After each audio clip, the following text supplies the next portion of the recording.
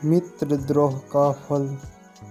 बहुत साल पहले हिम्मत नाम के नगर में दो पक्के दोस्त धर्म बुद्धि और पाप बुद्धि रहा करते थे। एक दिन पाप बुद्धि के मन में ख्याल आया कि क्यों न दूसरे नगर जाकर कुछ पैसा कमाया जाए।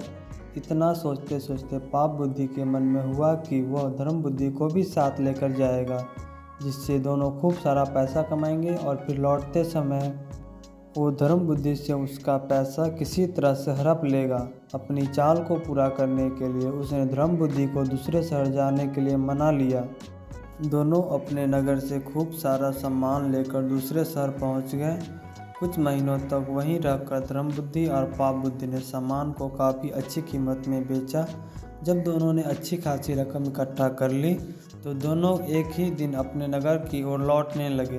पाप बुद्धि अपने दोस्त धर्म बुद्धि को जंगल के रास्ते से लेकर आया। रास्ते पर चलते चलते पाप बुद्धि ने धर्म बुद्धि से कहा, मित्र देखो, अगर हम अपने नगर इतना सारा धन लेकर जाते हैं तो समस्याएं हो सकती है।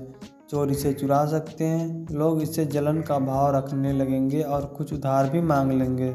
ऐसे में बेहतर होगा कि हम आधा धन इसी जंगल में छिपा देते हैं।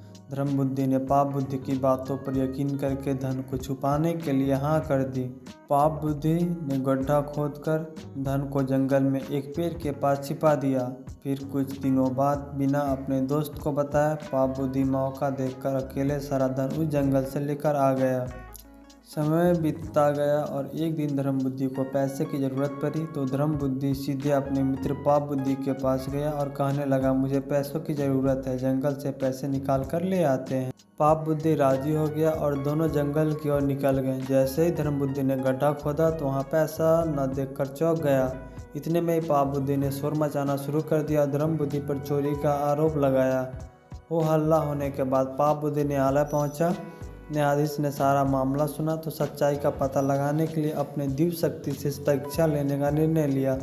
इसके बाद न्यायाधीश ने दोनों को आग में हाथ डालने का आदेश दिया। चतुर्बुद्धि ने कहा, अग्नि में हाथ डालने की कोई ज़रूरत नहीं है, खुद वन देव मेरी सच्चाई को गवाही देंगे। न्यायाधीश ने उनकी बात मान ली। धूर्त पाप बुद्धि पास के एक ही सूखे पेड़ में छिप गया। जैसे ही न्यायाधीश ने वन देवता से पूछा कि आखिर धन की चोरी किसने की तो जंगल में आवाज़ आई, धर्म बुद्धि ने चोरी की है।